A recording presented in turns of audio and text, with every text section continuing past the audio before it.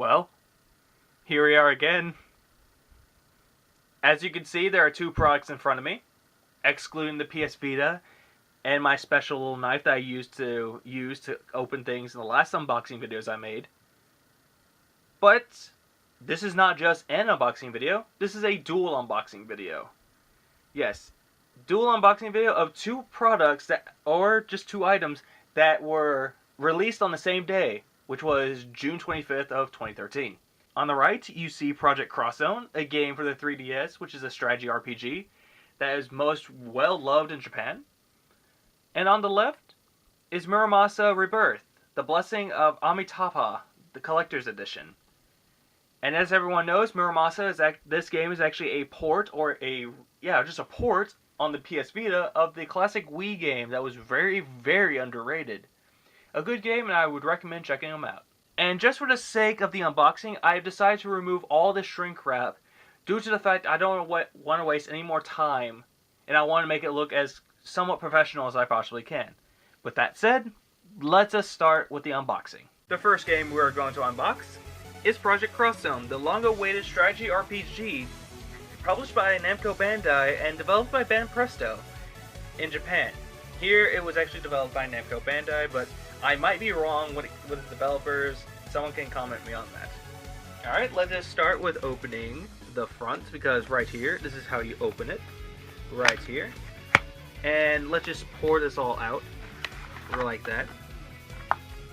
And there's one more piece of things in there. So let's put the box aside. The first thing we're going to look at is this little mini poster right here. That actually shows all the characters in the Project Cross Zone, which spans from the Sega franchises all the way to the Namco Bandai and Capcom franchises. As you can see people from Tales of Vesperia, you can see Dante from Devil May Cry, most of the characters from Tekken, and you can also see Mega Man. If you look right there, you can see Mega Man right there. This is the one game he was actually in before Smash Brothers, the new Smash Brothers game. And then there's a lot of characters that no one has ever heard of, but that will soon change whenever people play this game. So, yeah, we can actually be excited for that. Alright, the second thing we're going to look at is actually the game itself. Now, granted, the game actually looks pretty nice. It has most of the characters on the box. And let's look on the inside, because most likely they'll have something on the inside. Alright, let's open this up slowly. Alright, on the side there's actually a Club Nintendo thing. And from what it looks like, there's nothing on here. And right here, I'm going to take a wild swing that there's nothing. Two papers with nothing on them.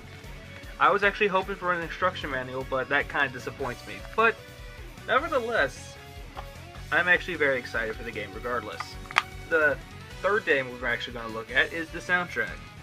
It actually has all the soundtrack, if my camera can actually zoom in quite nicely, but even though it can't, it actually has all the songs and all the things from the game soundtrack. Most likely from Devil May Cry, Mega Man, Darksiders, or not Darksiders, but Darkstalkers, and most likely everything else. Every game ever made by Capcom, Namco Bandai, and Sega. And the last thing we're going to look at is the art book. The visual art book that it came with, to show off all the characters from Sengier, Kite, Black Rose, Soma, Esla or Alyssa, Haken, Kojua, and you can probably tell it's made by Japan because most of the women have big tits, so you can't really deny that. Ling and Jin from Tekken, Telos and Cosmos from Xenosaga, Reggie and Shinwao from Namco X Bandai, the first game ever made for this. Yuri Lowell and Estelle from Tales of Vesperia. Me and Kojuro from this game. And now, that's all from the Namco. Now we're going to go to Capcom. There's Dante from Devil May Cry. Dimitri from Darkstalkers along with Morgan. Kaizenko from Darkstalkers 2. Frank West. I do not know how I can see him in this, but I don't know why. Zero and Mega Man. This is apparently X, the Mega Man X version. Chris Redfield and Jill Valentine from the Resident Evil series. Chun-Li and Ken. And Ryu from Street Fighter. And let's move on to Sega. From Valkyria Chronicles 3, a game that was never released here in America, which is a real shame. Rilla and Imka, a Darkson and a real-life civilian, or citizen. And you also get Kurt Irving, who's also from Valkyria Chronicles 3. And then you get Ulala from Space Channel 5. Ichiro Ogami and Sakura from Sakura Wars. And also Erika and Gemini. And looking from Shining Force EXA or EXA, you get Toma and Cyril. Cypher and Lian from Resonance of Fate. Akira Yuki and Pei Chen from Virtua Fighter. And that's all from this nice little art book. To be honest, that's actually a nice little collection of characters shown in Project Cross Zone. Now, just to clarify and to recap before moving on to the next product, you see right here is the soundtrack, the game, the art book, and the poster that comes with it. To be honest, for $40 for $43.28, this is not a bad purchase. It's actually a really good purchase, if I might say so myself. The final product shown in our unboxing is the Muramasa Rebirth, The Blessing of Amitabha, the Collector's Edition. And now, just to start with this, we open the top of it. Luckily, there's no shrink wrap. And we can actually pull all the stuff out for this, just for the sole sake of everything. So the first thing shown, once I open this with my trusty little boxing knife, is the game itself. Now, to be honest, comparing the old original art case on the Wii, which I could show later, or I can actually have a picture of it before looking at it, probably on the side somewhere, I have to say that this is actually a better looking design for it. Because you actually have two of the characters that are dueling arms in combat, and you see all the characters shown in the Muramasa game. Now, unfortunately, the only sad part about the Vita games is the one thing I do not like about it is that there's no instruction manual, and there's nothing really interesting about the game itself. The only thing cool about it is the cover.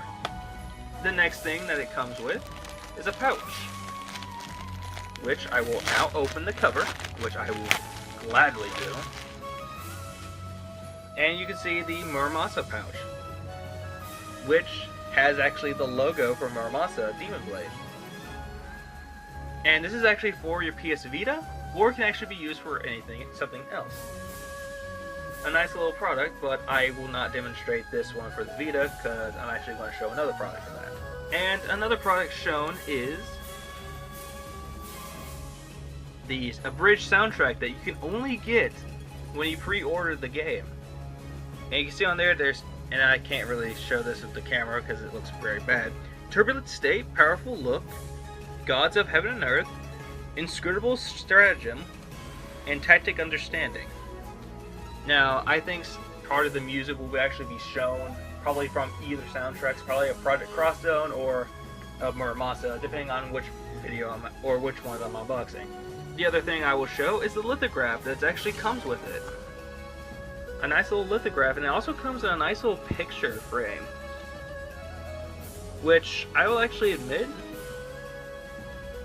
this is actually a nice little lithograph of the main character, Kazuki. A bit on the most side erotic, but at the same time it's actually really well done. The other product which I will not put on my PS Vita is actually the skin for the Vita. And it also comes with instructions to how you do it, which I will admit I kind of like the design for it, but it's not as interesting. But I was actually hoping for none of that to be on there. But still, it actually looks pretty nice if I actually do put the skin on there. The last thing shown for the unboxing of this, of Muramasa, is a case that you can actually put on your Vita, which I will demonstrate. And it actually has the Muramasa logo. Now to demonstrate, I will actually take my Vita and put it in there. My Vita is right here, and actually, wow, it's actually kind of a rough fit. There we go. And that's actually a nice looking case. I'm not gonna lie, that's actually a pretty nice case. Yeah, pretty much holds the touchpad and also holds it pretty well. So I'm actually gonna keep it in its case. So a recap of what comes with the collector's edition of Muramasa Rebirth. If you pre-order the game, it comes with the abridged soundtrack. But the whole entire package actually includes, as of the following: the pouch with the Muramasa logo, the skin that can actually be put on PS Vita if you are willing to do it, a lithograph made by one of the artists behind at Vanillaware, and the game itself. But alongside that, it actually comes with a nice looking case for the Vita, which I will admit is something I'm willing to keep on here. And here is a brief recap of all the items that came in these in the products of the unboxing videos. The poster, the two soundtracks, which are right over there, the skin for the Vita, a case for the Vita, a lithograph, and the games that it came with, and the poster, and all of those items it came with. As for the total price of the purchase that I made, about 110 bucks.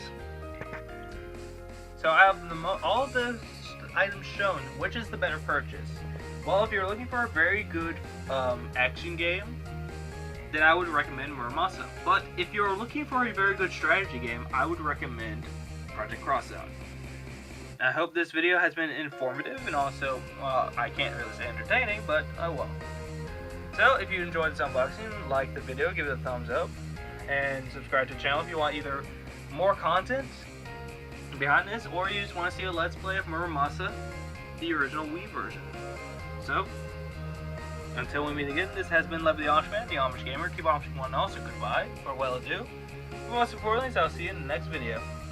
So, ciao, ciao.